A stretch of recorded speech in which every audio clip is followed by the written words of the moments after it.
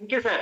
Hello everyone, मेरी तरफ से पूरे जोश से, पूरी ताकत से आप सभी को good Modi care morning.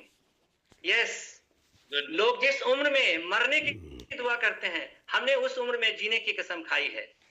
Friends, मेरा नाम एसपी सिन्हा है और मैं स्टेट बैंक ऑफ इंडिया के सीनियर मैनेजमेंट से रिटायर्ड 71 साल का एक उम्र दराज नौजवान हूं। अगर मैं पीछे मुड़कर देखूं तो हमारी पीछे की जिंदगी बहुत उतार चढ़ाव के बीच काफी संघर्षों में गुजरा है, लेकिन मैंने कभी हार नहीं मानी। बहुत सारे रास्ते को नापते हुए इस कदर जला हूं मशक्कत की धूप में कि अब कोई भी मौसम हो पसीना नहीं आता।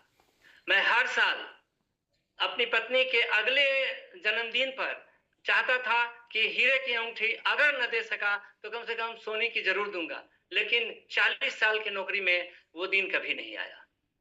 फ्रेंड्स, ये कहानी सिर्फ मेरी नहीं है। नौकरी करने वाले बहुत सारे अपने सहकर्मियों को देखा है कि रिटायर्ड 40 साल में जब रिटायर होने लगते हैं तो वो धीमे धीमे मरने को ही जीना समझ बैठते हैं, और रिटायर्ड होने के बाद जो उनकी बची खुची जिंदगी होती है उसमें वो किसी तरह से उनका लक्ष्य होता है कि खाना पीना सोना डॉक्टर दवा के बीच घिसक घिसक कर सिसक सिसक कर अपने वक्त को गुजारना। लेकिन मैं ये नहीं चाहता था। फ्रेंड्स, मेरी सबसे बड़ी चाहत थी कि मैं अपने जीवन के अंतिम सांस तक एक्टिव रहूं, अंतिम सांस तक एक्टिव रहूं, और किसी भी चीज के लिए मुझे अगले महीने अगले साल का इंतजार नहीं करना पड़े, बल्कि मैं जब चाहूं ले सकूं। और दूसरी बात ये थी कि लोगों को मैंने देखा रिटायर्ड होने के बाद फैमिली पे समाज पे बोझ बन जाते हैं। ये भी मैं नहीं चाहता था कि मैं समाज पे या अपनी फैमिली पे मैं या देश पे मैं बोझ बन सकूं। तो दोस्तों, वो कौन सा सरकार है, वो कौन सी संस्था है, वो कौन सी कंपनी है, वो कौन सा संस्था कौन सी व्यवस्था है जहां बूढ़े को बूढ़ा नहीं समझा जाता और बूढ़ा होने पे रिटायर नहीं कर दिया जाता, जहां ऐसा बल्कि उनको जो है सो अपने पूरे जीने की आजादी देता है।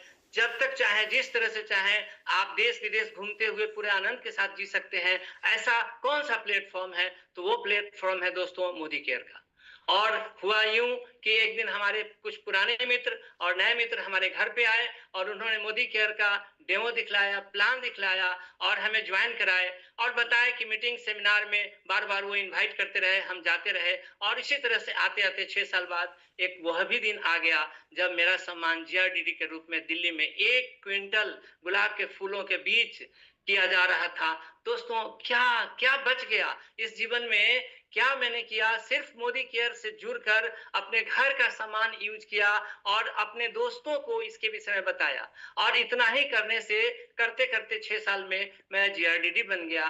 और आज जो है सो उतना सम्मान के साथ किसी चीज की कोई कमी नहीं। गाड़ी मिला, घर मिला, देश विदेश के टूर मिलते रहते हैं, लोगों के बीच में रिस्पेक्ट बना रहता है, तो और क्या चाहिए? और उसके बाद जो है सो आज जो है सो ये अब हमको ये नहीं समझ में आता है कि मैं आज जवान हूं या मैं तब जवान था। थैंक्स।